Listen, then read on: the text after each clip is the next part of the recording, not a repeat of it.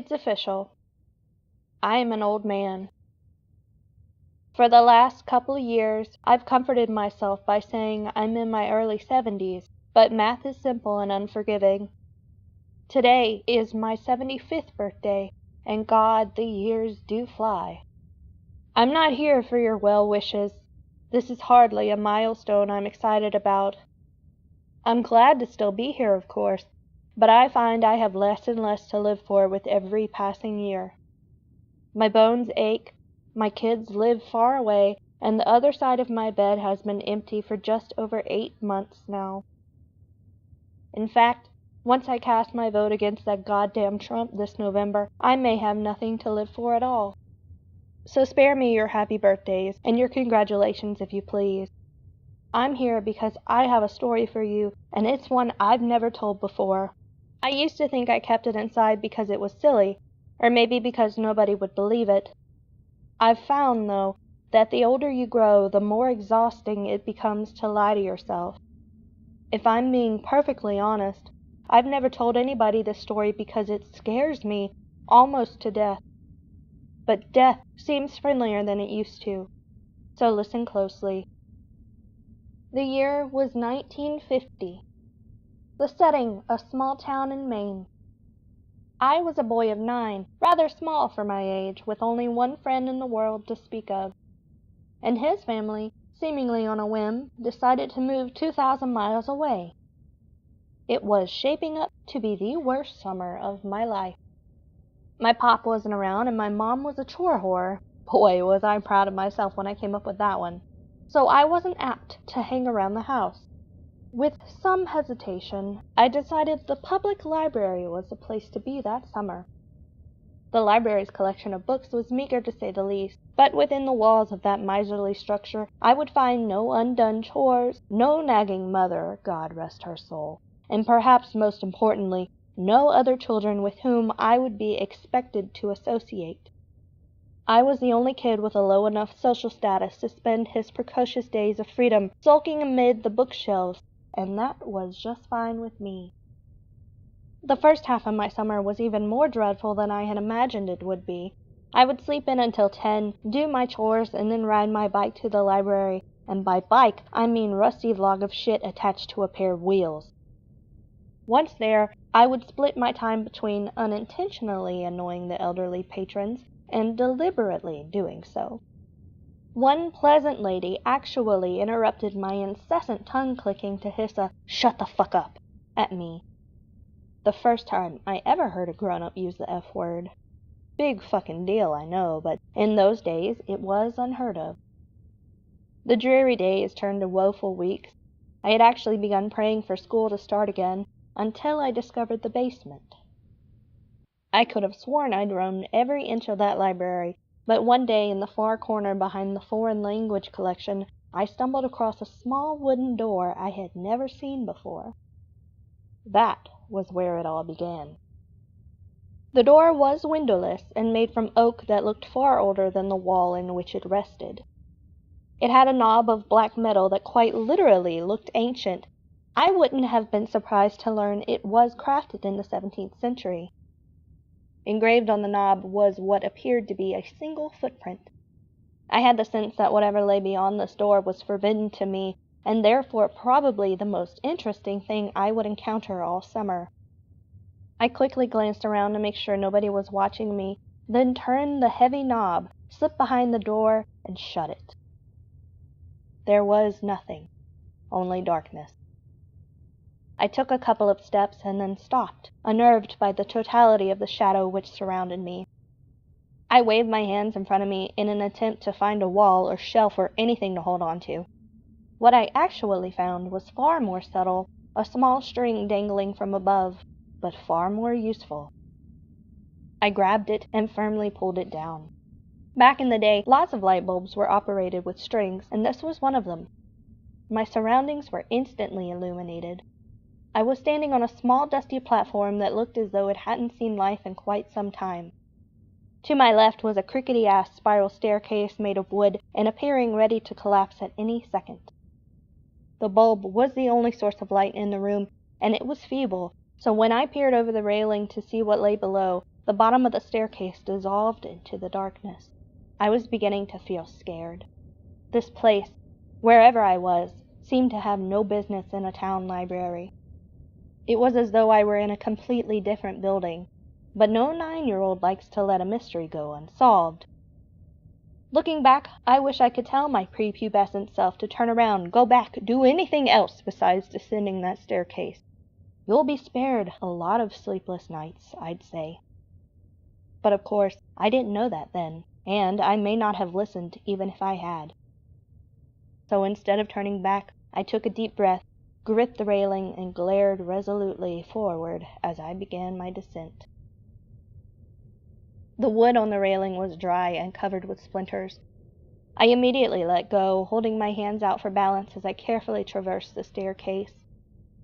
It was, or at least seemed, very long, and with only the dim glow from the string bulb far above me, my heart pounded mercilessly in the darkness.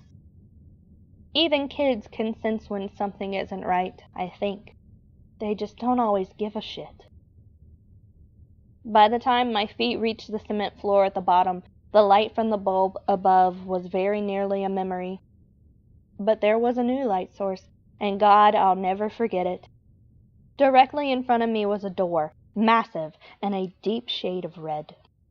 The light was coming from behind the door, and it shone out in thin lines from all 4 sides, a sinister, dimly glowing rectangle. For the second time, I took a deep breath and went through a door I shouldn't have. In contrast to the dank room I entered from, the room behind the door was blinding. When my eyes adjusted, what I saw nearly took my breath away. It was a library, the most perfect library imaginable. I gaped in wonder as I stepped, almost reverently, further in the room. It was beautiful. It was smaller than the library above, much smaller, but it seemed to be almost tailor-made for me. The shelves were packed with brightly colored titles. Both armchairs in the middle of the room were exquisitely comfortable, and the smell, my God, the smell was simply unbelievable. Sort of a mixture of citrus and pine. I simply can't do it justice with words, so I'll suffice it to say that I've never smelled anything better, not in my 75 years. What was this room? Why had I never heard of it before? Why was nobody else here? Those were the questions I should have been asking, but I was intoxicated.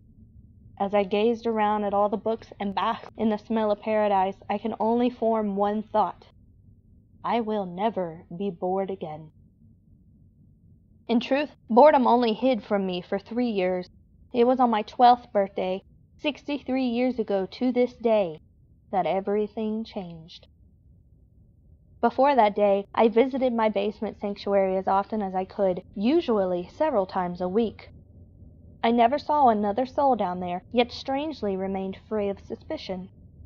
I never removed a book from that room, but instead would pick up a particular volume wherever I had stopped reading during my previous visit. I sat always in the same deep purple armchair, and always leaving its twin barren and directly across from myself. That armchair was mine. The other was, well, I suppose I couldn't have articulated it then much better than I can now. But it wasn't mine, that's for damn sure. On my 12th birthday, I arrived later than usual. My mom had invited a couple classmates and some cousins over to our house to celebrate, a gesture which I found more tedious than touching. Really, I just wanted to spend my birthday sitting and reading and smelling paradise. Eventually, our guests went home, and I made it to the library about 15 minutes before closing time. That didn't matter. The workers never checked down there before they locked up. I was free to stay as late as I wished. This particular night, I was devouring the final chapters of an epic adventure. Knights, swords, dragons, and the like. I didn't smell it until I read the final words and closed the book.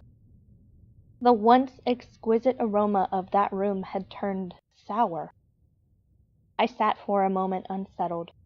Objectively, I could recognize that the smell was actually the same as it had been before, that mixture of citrus and pine.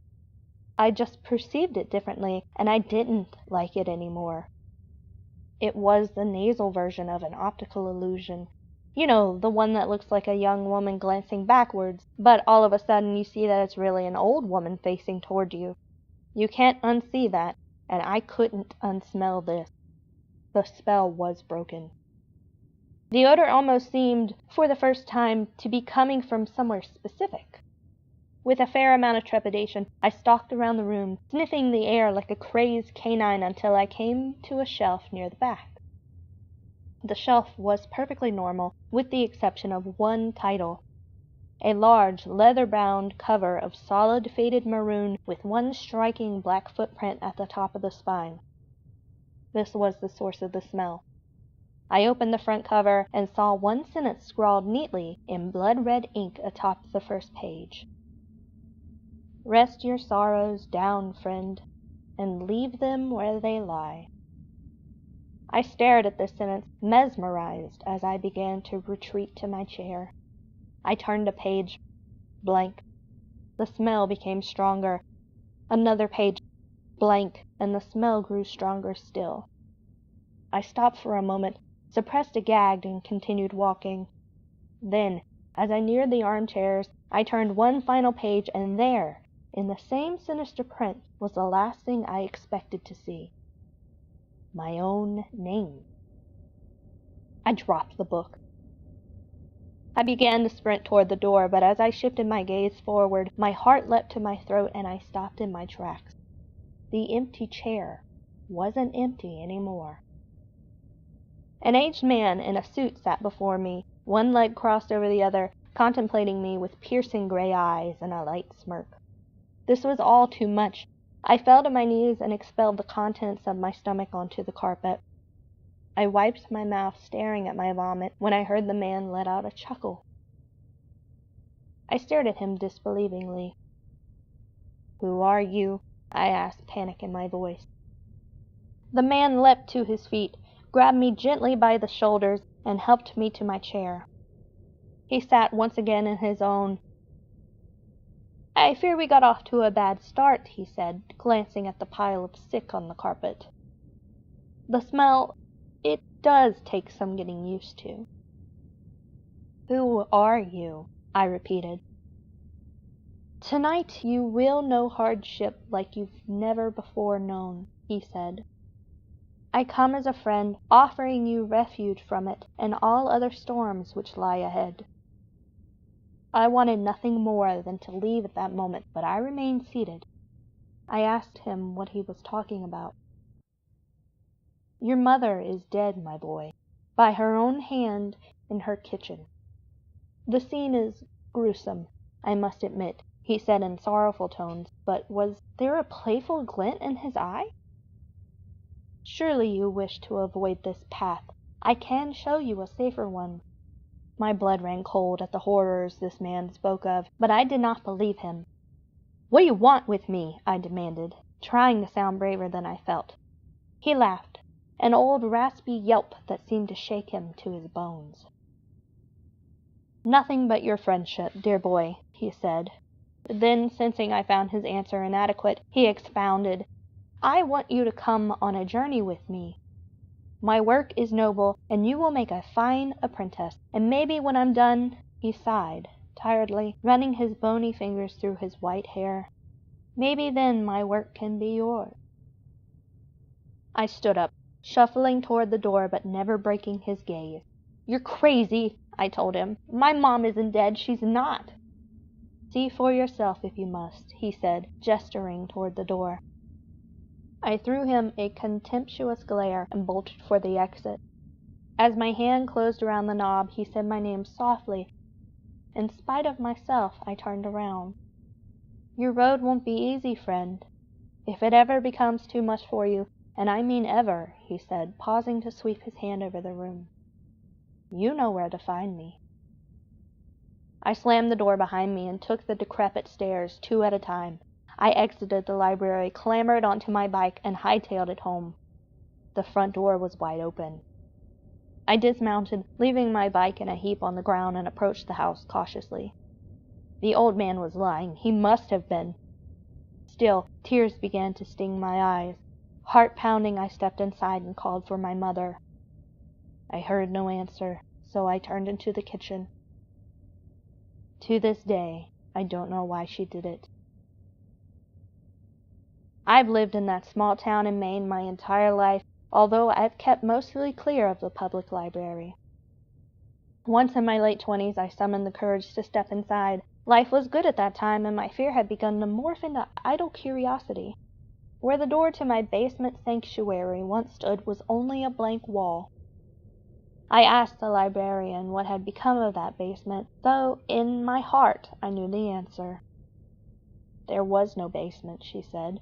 There had never been a basement. In fact, if she had her facts correctly, city zoning ordinances prohibited a basement in the area. I've been haunted by that sickly sweet smell, that poisonous blend of citrus and pine, ever since that long ago birthday. When I saw my mother in the kitchen that day, collapsed in a pool of her own blood, I smelled it. When a man claiming to be my father knocked on my college apartment door, begged me for money, and beat me within an inch of my life when I refused, I smelled it. When my wife miscarried our second child, I smelled it, and again when she miscarried our fourth. When our oldest son got behind the wheel of the family Buick completely shit-faced and got his girlfriend killed, I smelled it. I began to smell it periodically as my wife became sick. She died late last year, and now I'm alone for the first time in more than half a century. Now I smell it every day, and it feels like an invitation. A few months ago, I went back to the library, and the small oak door with the ancient handle was there, right where it used to be. My evening walk has brought me past that library every day since, but I haven't gone inside. Maybe tonight I will. I'm frightened to die, yes, but lately I'm even more frightened to keep living. The old man was right. My road hasn't been easy, and I doubt it will get any easier. Rest your sorrows down, friend, and leave them where they lie. He promised relief. A refuge, he said. Was he right about that too? There's only one way to find out. After all, I still know where to find him.